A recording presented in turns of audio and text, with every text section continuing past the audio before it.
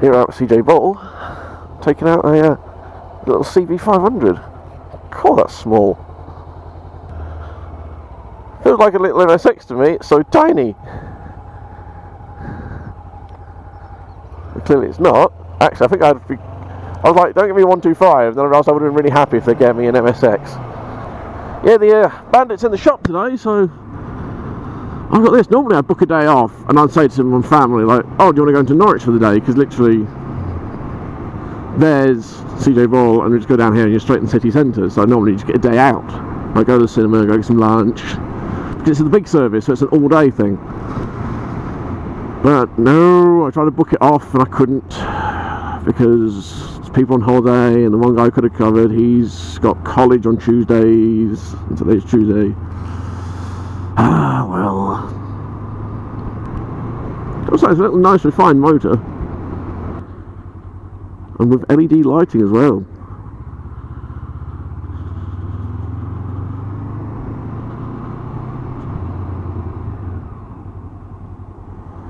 Well, this is one of the A2 compliant bikes, if I remember right. I've got the indicators and the horn the wrong way around on this again, like most Hondas these days. I don't know why they do that. So at some point today, someone's going to get a beat from the old horn. And possibly from that as well. Hey! And it won't be on purpose. So 1,955 miles. Your 2 trips and your average miles to gallon. Which doesn't give me anything at the moment because I'm not moving anywhere.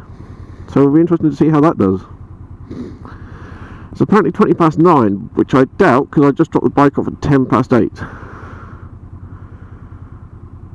So I'm going to assume that's an hour off.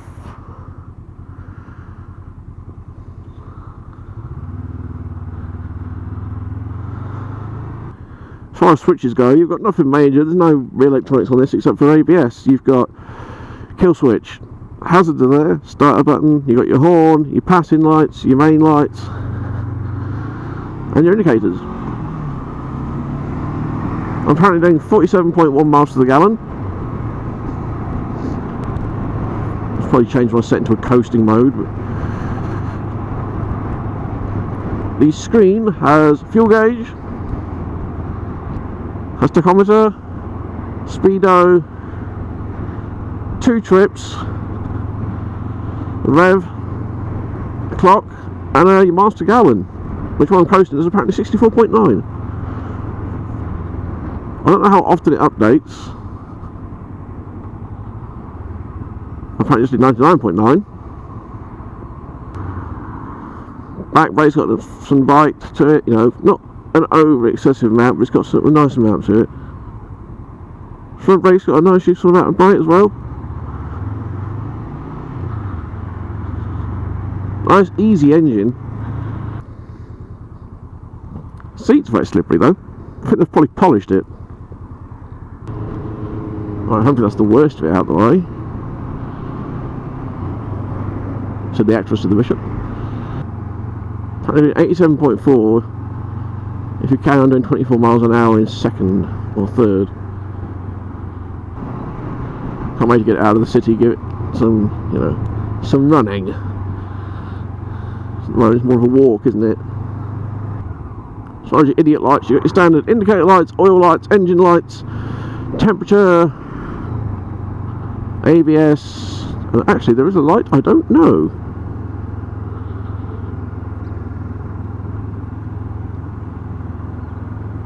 Right, nice and easy around this corner. No weight to this at all. Is that high? Oh, hiss. Oh, that means the security thing's on. Cool, so that'll flash. You know, this was the Honda integrated security system or something. Yeah, so that'll flash when the engine's turned off, I guess. I don't know, I didn't really look at it when it's turned off. The dude just came out with the key and was like, right, bike. And I was like, yes, thank you. I'm not exactly going to walk to halt. I believe this is a little parallel twin. I'll tell you in a minute, because, well, it's really thin, so it's going to be a twin, surely. So it's a little 500cc parallel twin, A2 compliant, but Euro 4 compliant as well now. Which of course means you can't buy one without ABS, so these days it's so unobtrusive, I don't know why you'd want one without ABS, it's just there as a safety net. Because the pillion seat's a little bit taller than the front seat, I'm finding it's actually giving me like a nice bit of lumbar support, if that makes sense. The bike those be really nice to ride as a commuter bike actually, because it's really easy to ride, and it's also really thin, which means it can filter easily. Which I thought of after the lights turned green and thought I could have filtered the beginning of those. But I was there for like 5 seconds, it's all good.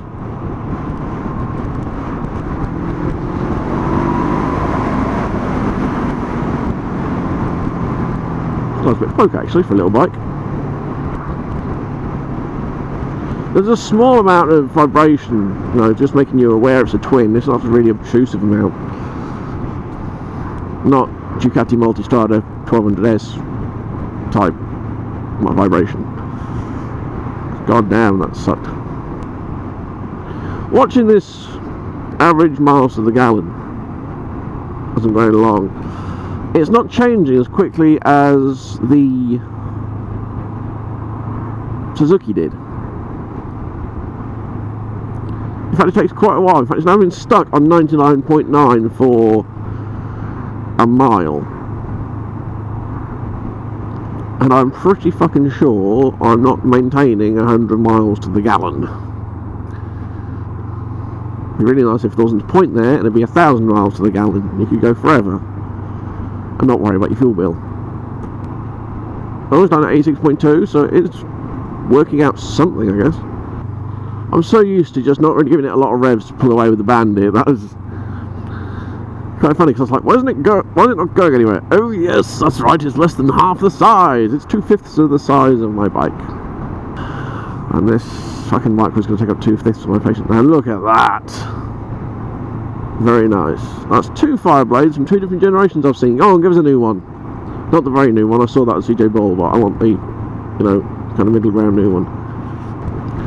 Obviously, with it being a naked, there is practically zero wind protection. The shape of the front is kind of keeping it off my legs quite nicely. But at doing 40, I'm already getting the breeze in my face. It's just weird, it feels really floaty. I don't feel connected to the floor much, if that makes sense. 60 is in top gear about 4,500 revs. Feels like it's not a 6-gear box, but I might be mistaken. I'll check when I go back down through the old gears. Still, you give it some twist in top gear and it still has that bit of pull. It doesn't sort of lag behind itself, which is quite nice. I'll tell you what, I think I really am missing a fairing. Whew. It's a bit brisk this morning. It's not cold, don't get me wrong, but you can kind of feel it through your gear. It does handle really nicely actually, though. It's got this weird kind of wiggle. I think it's because the rear wheel is quite thin.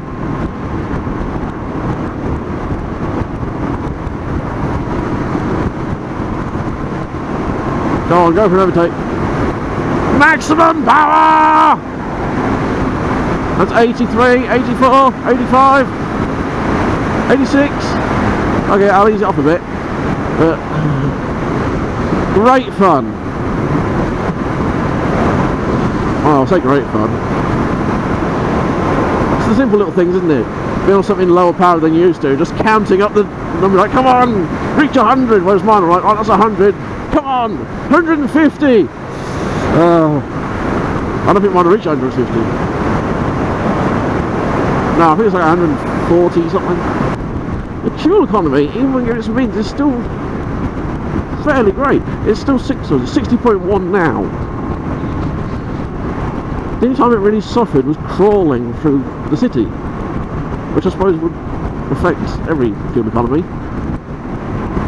70 now. I'm doing 57 miles an hour in top gear and I'm doing 70 miles to the gallon. By saying that, I have found that the rear shock does not like these roads. It doesn't seem to be able to react fast enough. It's like it needs some compression in it, but I don't know if it's adjustable. The front appears to be adjustable for rebound.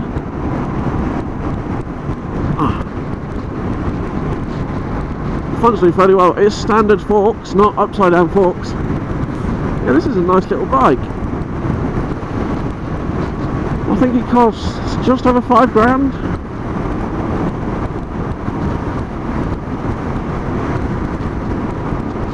If you're going to your first A2 compliant bike, the 500 series of Hondas won't be a good choice, because there's this, the CB500F, there's the CBR500, and there's the CB600X. 600? Hold on. Try again. There's this, the CB500F, there's the CBR500, and there's a CB500X, which is a more off-road orientated. Well, it's styled like that. I don't imagine you take it off-road. I think it's basically the same suspension and chassis, but it's got slightly higher bars, I think, and it's got obviously a screen in the beak. I think it's actually slightly taller. So really, it's down to a style thing more than anything. And because these are quite competitively priced, I don't really see that you'd have much of a problem like picking one of these. Because you've got your nice choice, you've got the same engine, which so far I find quite nice. Like I said, it's got that little bit of a vibration, but it's a parallel twin, you're not going to escape that. Has a sweet spot around 4,000 revs, which kind of mellows it out a bit. Now, the seat is actually quite comfy. I'm not even finding it numbing yet, and I've been out today for nearly 2 hours. Admittedly, only just over half an hour of that is on this. No, it's going to be more than that. Yeah, it's probably more like 40 minutes, 45 minutes, and I'm fine. It does feel like it might start to ache after a little while. It's not a sculpted seat, it's a flat seat. But I can't really fault it, to be honest. Being Honda, I'm gonna kick myself for this because my Honda was terrible. The quality should be good, but obviously you're not paying a great amount, so it's not going to be a perfection amount of quality. There is a small amount of rust I can see sitting around the fork, like the bottom yoke holding the forks on, but that looks more like it's just where water's sat, if you know what I mean. It's coming more, not off the forks, but just maybe from inside where the actual yoke itself. Nothing major. It's literally just a slight orange ring. Oh, thank you bastards. Right, now let's see how well this bike can do with these roads. Got some nice bends.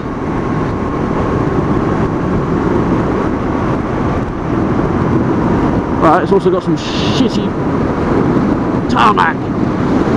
Oh, bloody hell. Oh, I'm doing 70. This one's always fun, it's always covered in shit and grease. There's fucking stones down the bloody middle. The cat's eyes are basically not visible from the dirt. Yeah, handled nicely. I'm back to 100 miles to the gallon again. Oh no, I'm back down to 55 now.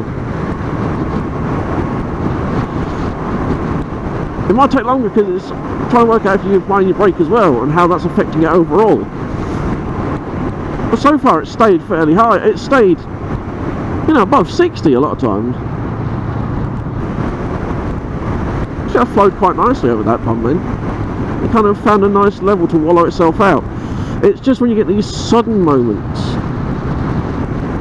like it's corrugated iron or something. God, how old am I? That it over-stimulates the rear shock, and I think the shock doesn't have time to adjust, so it basically just goes solid, which makes it go from quite, you know, comfy suspension to a rock up your arse. I find the standard tyres don't inspire great confidence, but they are gripping on, you know, what can be pretty shit. I don't know if you can see down the middle, but look at all that shite. It's just little stones and dirt. It's kind of, this bike really doesn't care in lower revs. It's just, ah, fuck it, I'll rev it. I ain't gonna drink a lot either. 70. Not speed, I mean miles per gallon. God damn this man with his wood. Now this is a road to test the suspension on. I think you can tell by the camera how well it's doing. Oh fucking hell! My bloody teeth!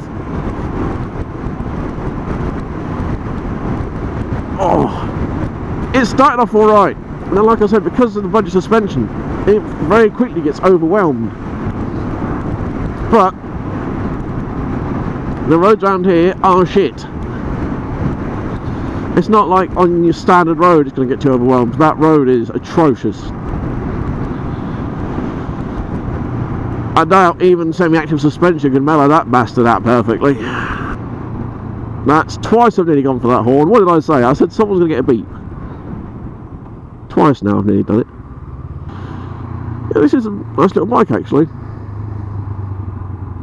Well, I'll see how I feel after I've done some work. Alright, I can say, after doing a quick look around, that it comes with it comes with a single disc, which has a twin pot Nissan caliper on it, fucking Nissan, and a single pot rear brake.